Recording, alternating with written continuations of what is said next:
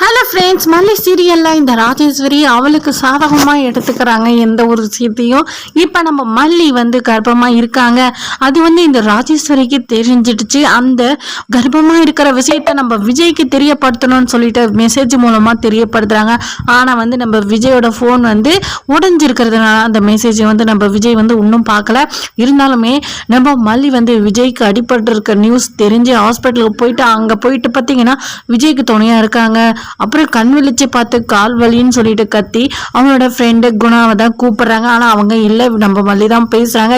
எதுக்கு இங்கே வந்த, ஒழுங்கு மரத்தையோ போயிட்டு உன்னை வர சொல்ல, உன்னை பார்க்கவே பிடிக்கல, நீ என்னை தொடாத அப்படின்ற மாதிரி எல்லாம் நம்ம விஜய் நம்ம மல்லியை ரொம்பவே பேசுறாங்க. நம்ம மல்லி ரொம்பவே மனசளவில் நொறுங்கிட்டாங்கன்னே சொல்லலாங்க. இந்த அளவுக்கு வெறுப்பு எதுக்காக, நான் வெண்பாவை கூட்டிட்டு வா அப்படின்ற மாதிரி எல்லாம் விஜய் நம்ம மல்லிகிட்ட சொல்றாங்க. நான் கண்டிப்பா நம்ம வெண்பாவை தேடி கண்டுபிடிக்குவேன் விஜய், நீங்க எதுக்கும் கவலைப்படாதீங்கன்னு எவ்வளவு சொன்னாலுமே விஜய் ரொம்ப கோவப்படுறாங்க. என் வெண்பா வந்தாகணும் அப்படின்னு சொல்லிட்டு ஒரு பிடிவாதமா ரொம்பவே அடம் பிடிக்கிறாங்க.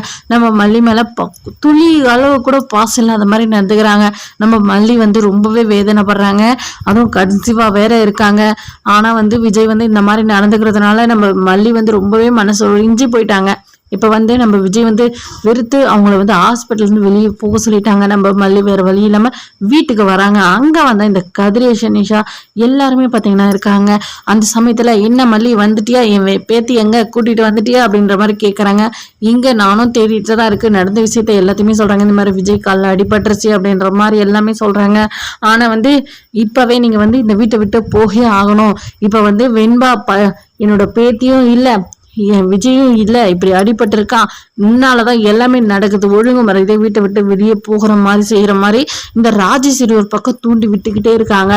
நம்ம மல்லி, நாகு, மயில் எல்லாருமே பார்த்தீங்கன்னா இந்த வீட்டை விட்டு போக சொல்றாங்க. நம்ம மல்லி என்ன செய்ய போறாங்க, இந்த வீட்டை விட்டு போகிறதுக்கு எங்களுக்கு உரிமை, இந்த வீட்டில் தான் இருக்கணும், நாங்கள் எனக்கு எல்லா உரிமையும் இருக்கு அப்படின்ற மாதிரி நம்ம மல்லி பேசினாலுமே நம்ம விஜய் நடந்துக்கிறத வச்சு நம்ம மல்லி ரொம்பவே மனசு உடைஞ்சு போயிட்டாங்க. அதனால வீட்டை விட்டு கிளம்புறாங்க ஆட்டோல. அந்த சமயத்துல தாங்க நம்ம வெண்பாவை கண்டிப்பா நம்ம மல்லி கண்டுபிடிக்க போறாங்க. இப்ப அது ஒரு பக்கம் இருக்க, நம்ம விஜயும் வீட்டுக்கு வந்த உடனே கர்ப்பமா இருக்கிற விஷயத்த இந்த ராஜேஸ்வரி ஓபன் பண்ணி எல்லாம் சொல்லி விட்டுறாங்க.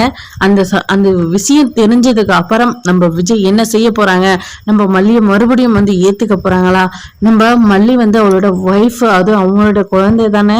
ஆனா விஜய் என்ன செய்ய போறாங்க, வெண்பாவை காணோம்னு சொல்லிட்டு ஒருவேளை இதுக்காக தான் வெண்பாவை எடுத்துட்டு போயிட்டு தொலைச்சாலா அப்படின்ற மாதிரி யோசனை வருமா, என்ன செய்ய போறாங்கன்றது எல்லாம் பார்க்கலாமாங்க.